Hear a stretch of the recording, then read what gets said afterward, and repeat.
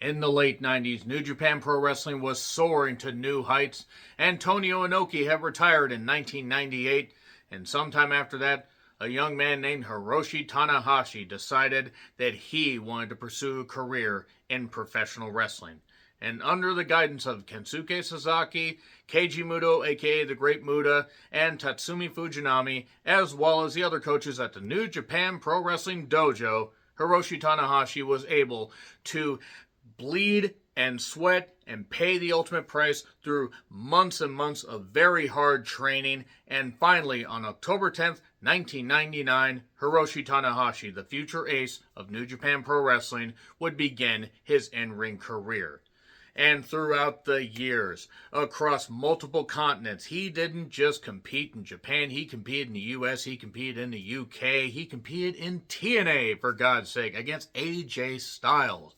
And also, he was able to put New Japan Pro Wrestling on his back along with Shinsuke Nakamura, Kazuchika Okada, and others. He was able to basically rebuild the fan base that had kind of just fallen on its ass, and Hiroshi Tanahashi continued to rack up accolades. He would rack up numerous championships. He would rack up intercontinental championships. He would rack up 8. Yes, 8. Yes, 8. Yes, 8. Yes, 8. Yes, 8. Yes, 8. Yes, 8. IWGP World Heavyweight title reigns throughout his illustrious career.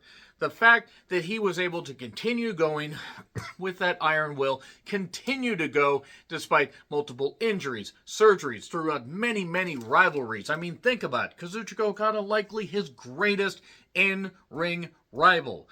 2 New Japan Pro Wrestling Cups, 3 G1 Climax wins. He got to compete at multiple U.S. shows, and he got to show everybody his love of professional wrestling. Hiroshi Tanahashi truly is somebody that could be inspirational to so many that want to compete in pro wrestling, not just in Japan, but all over the world. The thing is Hiroshi Tanahashi truly did give his body to professional wrestling. Many fans saw it over the years. It was clearly obvious that the man would start to slow down. Father Time is undefeated, but he would not relent. He would not stop. And in 2025, he did announce that it would be his final full year in professional wrestling. Had a big retirement tour, 120 to 130 matches, competing in big shows, at multiple small shows. It didn't matter. Historic Korakuen Hall, wherever. He wanted to make sure that he left it all in the ring. And in front of one of the biggest crowds in Tokyo Dome history, at least of the last 20 or so years. It didn't match the 80s, it didn't match the 90s, but fans turned out en masse. 46,913 professional wrestling fans. Not just from Japan, I imagine from other continents. They wanted to see what Hiroshi Tanahashi would do on his final show, in his final match, before he would become the full acting president of New Japan. He had been the acting president for a bit. He knew his time was coming. He left it all in the ring. And he closed it by saying, "I'm so happy I fell in love with professional wrestling. You know what, Ace? We are too. We absolutely are. Thanks for the house, Ace. Truly, thanks for the house." I'm John Renton with my review, New Japan Pro Wrestling's Wrestle Kingdom 20 from the historic Tokyo Dome in Tokyo, Japan. If you thought it was Tokyo, Maine or Tokyo, Texas, you have not been paying attention to the history of New Japan. And yeah, it's my first New Japan full review in a year. And I decided to turn out for this. I will say that I may review a little bit of New Japan this year. I don't know. It really depends. I wanted to see Hiroshi Tanahashi's retirement. Nobody wanted to see that final 3 count. Nobody wanted it to end, but everybody knew it had to end. Because the fact is, the man's 49 years old, and if you just take a look at how he moved when he faced Kota Ibushi in August of 2018 to now, it is night and day. And I'm not knocking the guy. It was time. It was bound to happen, and he truly just gave everything he had, left in his body and got the big celebration. That wasn't the only thing that was on this particular show. Yeah, it was a long intro. I apologize, but I want to give a brief history of Hiroshi Tanahashi. And I will say I watched this in a few installments. I watched the pre-show matches before I went to work earlier today, and because it was really, really slow, I watched almost the entire goddamn show while I was at work. And yes, I took care of customers that came in, but it was a very slow Sunday, so I was able to get through quite a bit of even the main event before I got to the final moments and said, I'm going to savor this when I get home. And I'm glad I did. So, yeah, let me know what you think of this show. Let me know what you thought of Wrestle Kingdom. What are your favorite Hiroshi Tanahashi moments? Do you feel he hung on too long? Do you feel it was the right time? What do you feel? So, yeah, 46,913 fans. That's a big goddamn deal. Now, it did help that Tanahashi announced it was going to be his retirement. It also helped that Okada was going to come back. So, yeah, I watched this on delay because, I'm sorry, guys, I needed fucking sleep. I was going to watch this live. I was going to fall asleep Saturday afternoon, evening, and wake up and watch it. But I'm like, you know what? I'm going to be 45 soon. I do not have the energy to do that stuff. And I'm kind of glad that I decided to wait and watch it on demand, because I think some of this show would have caused me to basically say, yeah, you know what? I'll just be over here. So anyway, let's get on into it with the pre-show coverage. So, Shoma Kato and Tatsuya Matsumoto. Hello, Matsumoto. Against Katsuya Murashima and Yasada, I think is what his last name is. It's a bunch of young lions. I will say that Murashima did some impressive power stuff and did eventually hit a Stampede Slam and got the crab and kept sitting down, which, God, even doing that in a working way, that must have goddamn hurt. But he got the victory, so it was what it was. And then ELP, the man that beat cancer diagnosis, good on him. He is defending the TV championship, and I agree with the sentiments of one of my very good friends. They need another TV title design, because it's, yeah, there's not really a lot to sink your teeth into with that. So he took on Chris Brooks. Okay, apparently Chris Brooks, I guess, is the guy that Zack Sabre Jr. confirmed he's in a relationship with. You know what? Good on him. We all support the LGBTQ people here. I've heard the name Chris Brooks. I don't believe I've ever actually seen him compete. And now I know why. Because he's apparently in DDT Pro. And I know Takeshita comes for DDT Pro, and other people have. And it's more of a comedy thing. I'm not saying they don't have actual wrestlers. It's not for me. But I'm going to say this much. If this is an example of Chris Brooks wrestling on a big stage, it's probably good he's in DDT Pro. And I hope he's better in bed than he is in the ring. Harsh? Probably. ELP can still move pretty goddamn well. There's interference, and there was a long rubber band thing that snapped back into ELP's face by some long-haired goof. I don't know who he is. And eventually, we got Thunder Kiss 86, 1, 2, 3. Once the match actually got back in the ring, it was okay. I didn't necessarily care for it. It was what it was. So, yeah, that finishes off the goddamn pre-show analysis. So, let's get to the main show. Tanahashi Celebration. I don't know what this song was. The theme. That was a choice. And then there's some other group that's singing some guy to the ring called The Rampage. They are about 8 million people in this group. They're a J-pop group, J-rock group, J-rap group. I don't know what the subgenres are there. So, never open weight 6-man title Rambo. It's teams of 3, and it's a pinfall, submission, or over the top to the floor elimination style. And only one member of the team has to be tossed out to constitute the team leaving, which is probably a good thing, because that would have required a whole lot of eliminations and required some people to go over the top rope that probably weren't capable. So here we go. Bullet Club War Dogs. Clark Connors with his better half, Tekla. Oscar, who apparently is Oscar Loibe, but decided to watch The Crow one too many times. And Yuto Ice. Whatever. By the way, in case I seem a little, not necessarily confused, but just a little bit like, these guys, I have not kept up on a bunch of New Japan. I've watched select matches here and there. I haven't reviewed it much. You know what, guys?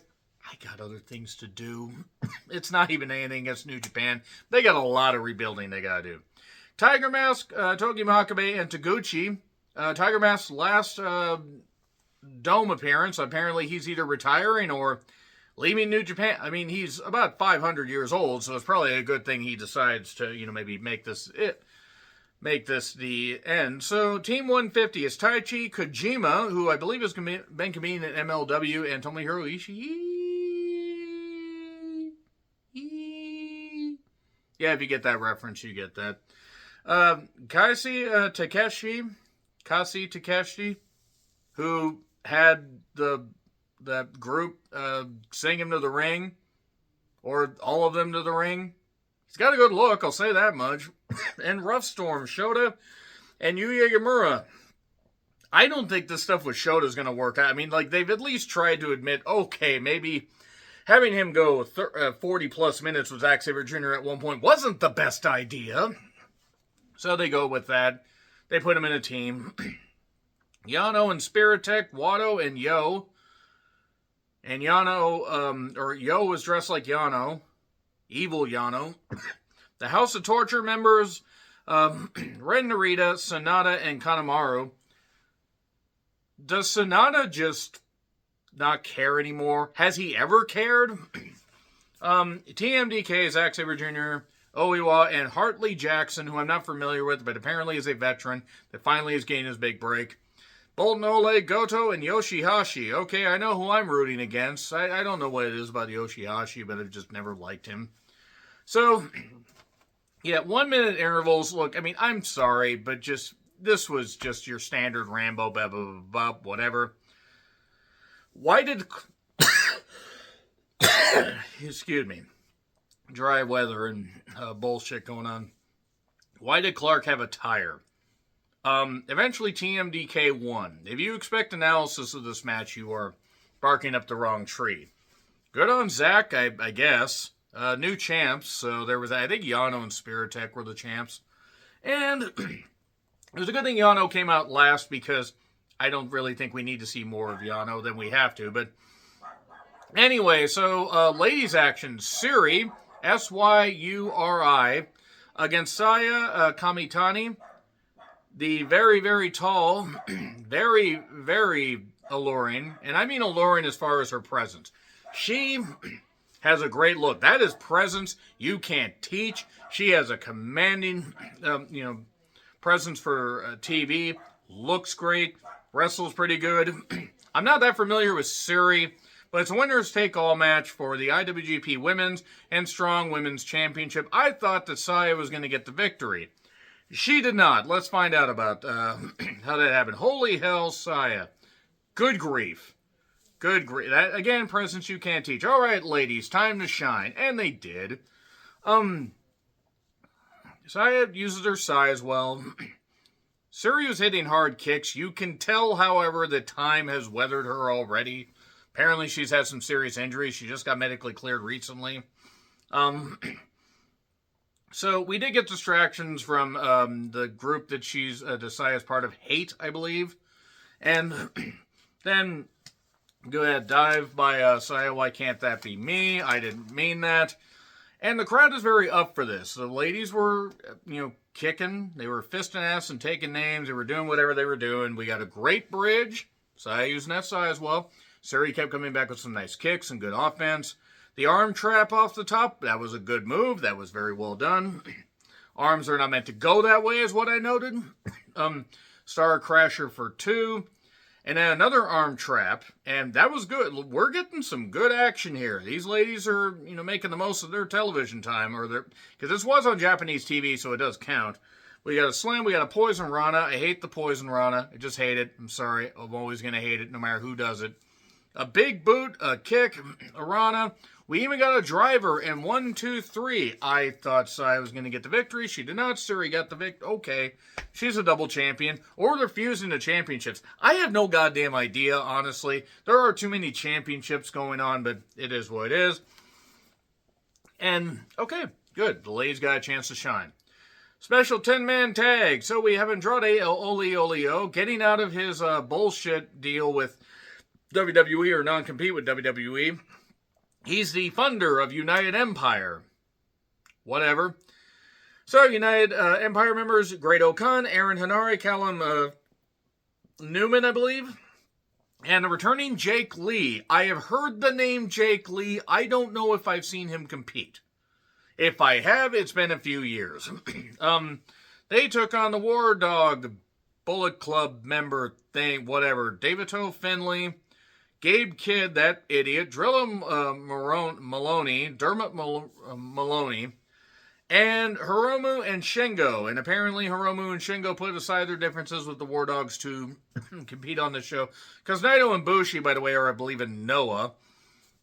Because New Japan just isn't going to pay people all that well. But yet they'll draw 46,000 people to the goddamn dome. So, I know the economy in Japan apparently is not all that great, but still. So, Andrade at least seemed like he was up for this, and that's good. I don't know why David Finlay had a Gatling gun. Bit of an odd choice. Everybody just did stuff for like 15 minutes. That's just what it seemed like. Jake Lee apparently was out with a knee injury for 15 or so months. But, man, I hate Gabe Kidd is what I know. There's just something about that guy that's just extremely off-putting. Like, I wouldn't even want to breathe the same oxygen in the same county as him. So, Hiromu and David tossed each other onto the piles. And we got a big boot for 3. So Jake Lee almost said Jake Paul. Jake Paul ain't going to be doing anything because he cut his jaw rock. Because he's an idiot and a junkie as far as roids goes. So anyway, Jake Lee pinned Hiromu. Francisco Akira apparently is back. The little ginger guy. And there we are. So IWGP Junior Heavyweight Contenders 4-Way. So basically, Doki didn't want to be part of the show except to sit at ringside because he didn't want to outshine Tanahashi. Didn't Doki get injured at the last show? Or am I thinking Wrestle Kingdom 2024? I'm asking a genuine question because time is kind of starting to blend together. So, El Desperado, Taiji Ishimori with red hair, which is a choice. Fujita and Sho. So we get House of Torture bullshit. And look, I recognize that you need heel factions. You need better heel factions than that. The junior heavyweight division needs a rebuild because Despy is at or over 40. Ishimori ain't that far behind. Fujita's not bad. Sho could be better if he was a heel that I actually cared about seeing wrestle. But, yeah, the ref took a slam at one point because we're just going to be doing that, oh boy, House of Torture interference. And then Robbie X, Robbie Eagles, and Kukai, or however it is, whoever he is, a couple of Robbies and a Kukai interfered. And Pinche Loco got the victory, so yeah, at least there's that. I mean, I'm not upset about Despy and Doki have a built-in story because, you know, Doki had that injury, like that elbow or whatever the hell. His elbow went in a way that nature never intended. But now I believe Doki is part of House of Torture. It's just end House of Torture, end the goddamn Bullet Club. Just stop this. There's a big issue with New Japan. They don't know when to stop stuff. So, then somebody started playing a drum for the following intro, and they popped big for Aaron Wolf. I know Aaron Wolf is a 2020 Olympian and does or can do some good judo throws. I saw a little bit, somebody sent me a video package, I saw that. They are hinging and betting and putting every ball, egg, whatever, thing in their basket, whatever apparatus, whatever container, to Aaron Wolf. And when I saw him, I go, okay, I've never seen the guy work. And nobody else has either. I mean, because this is his debut match in front of 46,913 people in the Tokyo Dome. And he took on Evil. Never open weight title. And look, I fully recognize, again, that you need heels to boo, but this House of Torture stuff is death. There is no wonder, or it's no wonder, rather, that there has been such a downturn in interest from U.S. fans. Part of that has to do with the TV partner striking as far as clips go. That's why I don't use clips from anything, especially for New Japan. But I'm going to say this much. They kept it simple. They had a bit too much interference. It probably went a little longer than it needed to for a debut match.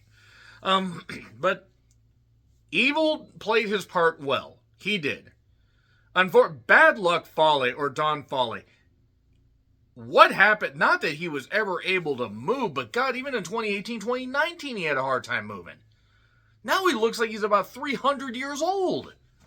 And about 3,000 pounds. Is he okay? But we got bullshit interference. Don't get me wrong, they fed Aaron Wolf as best they could for judo throws and stuff. So there were parts to this that weren't bad. But there were the powder in the eyes, a scorpion got locked on, but, Aaron got to the ropes. Ow. And the power slam, very high power slam, hit that. That's beautiful. That wouldn't be a bad finish. He got he got some good spots here. He hit an Olympic slam. He hit a splash. The ref got pulled out. More interference. I noted Fale, they must have cut away so Fale could take about 8 years to get in the ring because, good grief, a table. This is stupid. A lariat, and then we got, the arm, head and arm trap, and that got the victory. So Aaron Wolf's the new never openweight champion. That's one way to put some stock into the guy, have him beat somebody like Evil. But the thing is, again, when you do the same, they're doing the same shit that they did at Wrestle Kingdom last year and that they were doing in 2024 with his House of Torture stuff or Bullet Club, whatever. If you're just going to keep doing the same thing that you're doing, you're always going to end up having the same thing that you've had. And you're not going to have any growth. And that's part of the reason why New Japan is really hard to get invested in. So, good. Good on Aaron Wolf. I wish him nothing but the best. His nerves had to be shot before he even got in that ring. Again, a little bit too long. Decent spots. Too much interference. And please, somebody send Fale out to pasture. So, package on Yota Tsuji, the global champion. They got rid of the IC title and the US title so they could do this. Starting to think the people at Bushiroad don't know what the fuck they're doing. Or Gato doesn't know what he was doing. Or both. So, Konosuke Takeshita, the current IWGP World Champion. Why does Yota Tsuji still dress like Carmen Sandiego? I don't get it. Takeshita against Yota Tsuji, winner takes all match. Okay.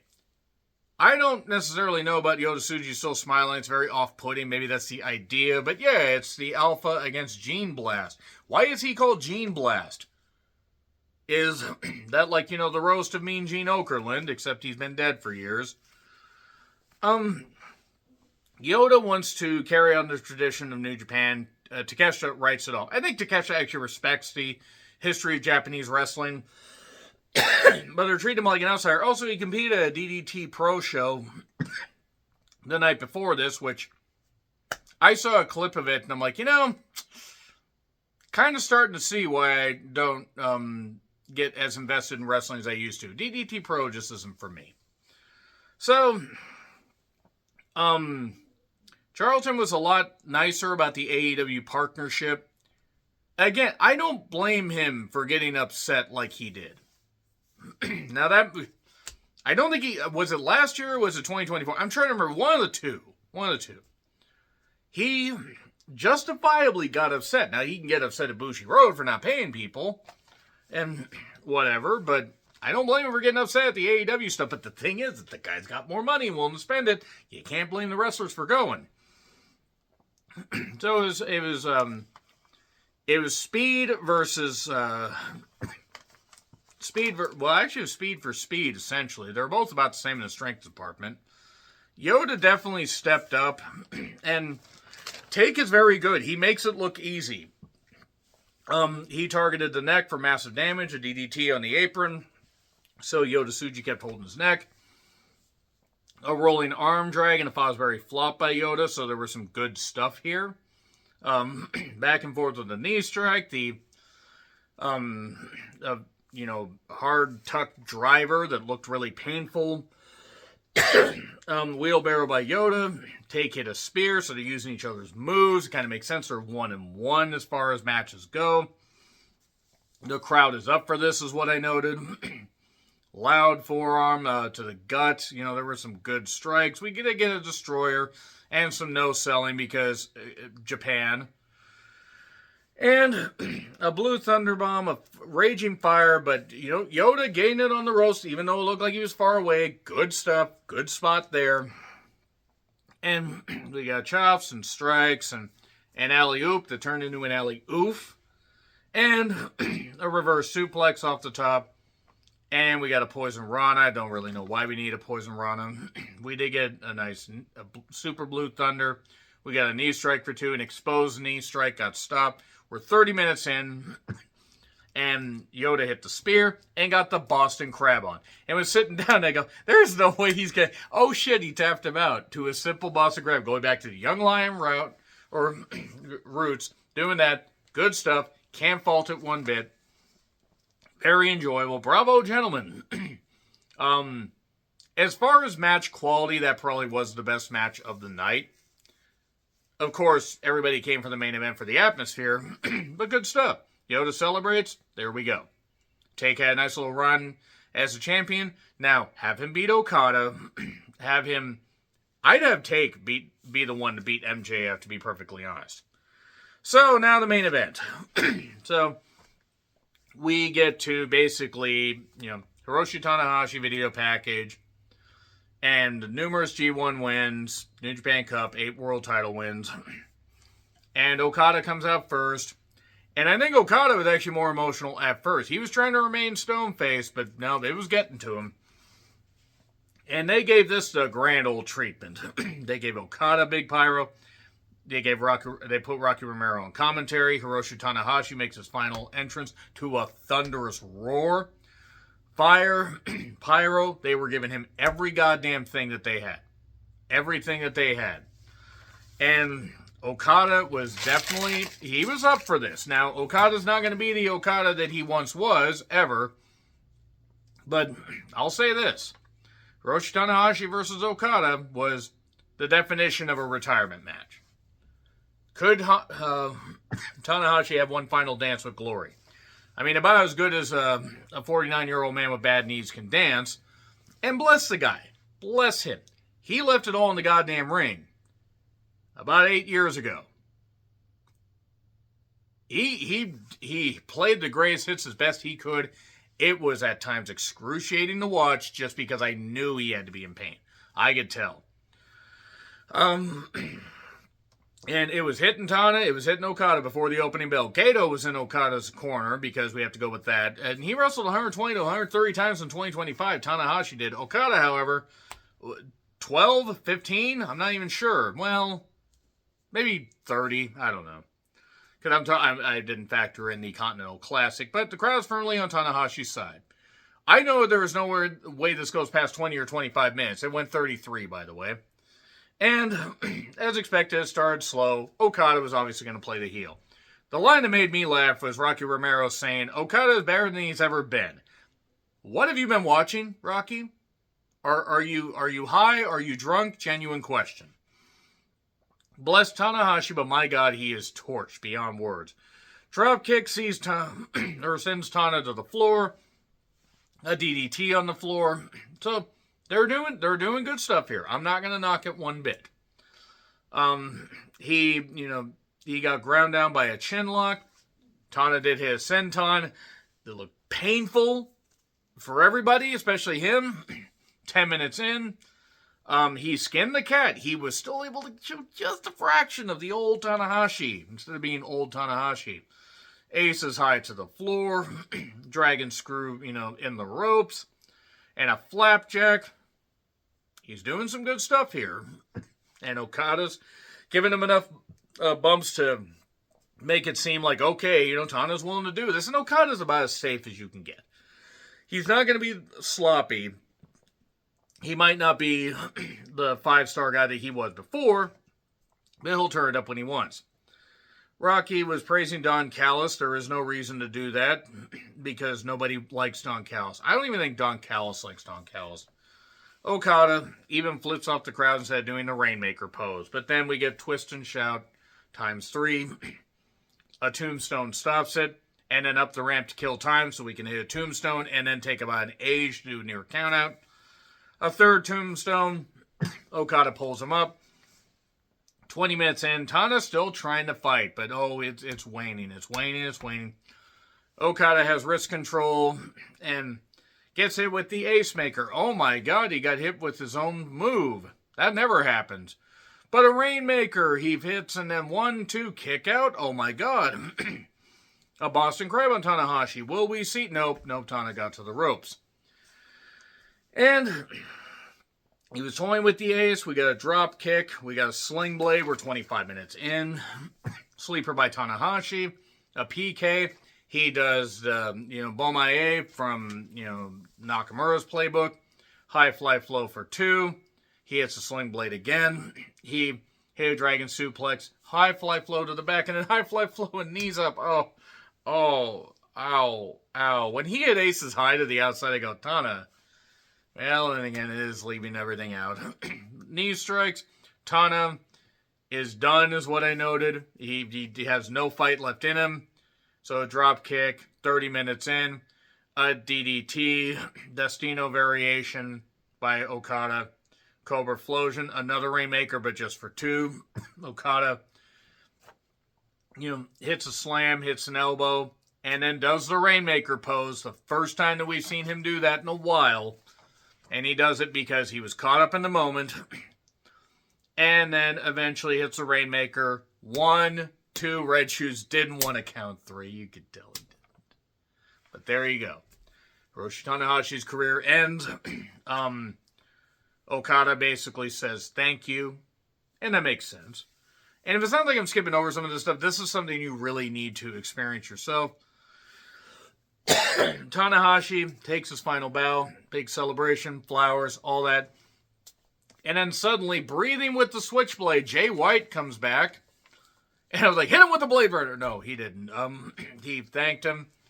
It makes sense because right after coming back from Excursion, Jay White attacked him. That set up a match at Wrestle Kingdom 12, which Tana would win and then lose the IC title to Minoru Suzuki. But good for Jay White. Looks like he's healthy. Hopefully he's going to come back to AEW television soon. And then here's Will Ospreay. He gets a big pop. He's not wearing a neck brace, so at least it seems like he's doing better. Kenny Omega then shows up with his old best bout machine music. And Kota Ibushi, who refuses to use crutches, because Kota is not a very smart individual. But he has his recently amputated legs freshly attached. And he comes back down the ramp. And this is where a lot of people lost it. And I think many, including myself, probably expected to. Katsuyori Shibata showed up. And he's stone-faced. And then they get in. He takes a shove. They do a couple chops. And then boom. And you could tell it got to Shibata. Yeah, that new brain caused him to have emotions. I had to get the joke in there. I'm sorry. The tears are flowing. People were really, really upset. I mean, they were happy for Tana. They were upset it was over, but they were happy it happened.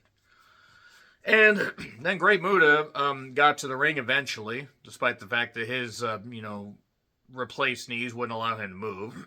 And Tatsumi Fujinami with weird music. And then suddenly, Tetsuya Naito's music hit. And Bushi's there. Bushi got to the stage a lot quicker than Naito. By the way, this is not on Japanese TV, so Tana's kind of tapping his wrist like, hey, come on, let's get going. And Naito took forever. Naito did thank Tanahashi and said, I may never compete here again, but I will see you in New Japan down the road. Pretty much referencing that he'll probably work for the office or something like that. Because let's be honest, Naito is much closer to the end than he is in the beginning. And seeing him move, people say he's moving better. Well, he couldn't have moved much worse. It's just weird that Noah is willing to pay better than Bushi Road. I just don't understand that. Tanahashi thanks the fans. We get one last guitar solo. And he gets everybody to do the wave. And that's a big deal. That's cool. Really, really great moment. And then one final bow. He celebrates with the fans. And then we get a chariot, it's like more of a cart, but with a little chariot dress up. And he goes around. Really cool to see. And one final word. I'm so happy that I fell in love with pro wrestling. And we are too, Tana. We are too. Thank you very much for the house. Thank you, Ace. Thank you, Tana. And yeah, honestly, it was the perfect send-off. It really was. Now, definitely emotional. That being said, we now see what the future of New Japan will hold. Hopefully less House of Torture and Bullet Club. Not less of the talents, just less of the bullshit. I doubt I'm going to watch New Year's Dash. I doubt I'm going to do that stuff. But what I will end up doing is maybe sprinkling some New Japan stuff in. We'll see. We'll see. But I am glad that I watched Wrestle Kingdom. Yeah, a long review. I didn't actually expect to go this long, but let me know your thoughts in the comments. Like, share, subscribe, Twitter, Letterboxd, Blue Sky handles in the description. I'm John Rittland, and until we see what the Ace of the Universe's president will bring us, happy trails, thanks for the house, to you.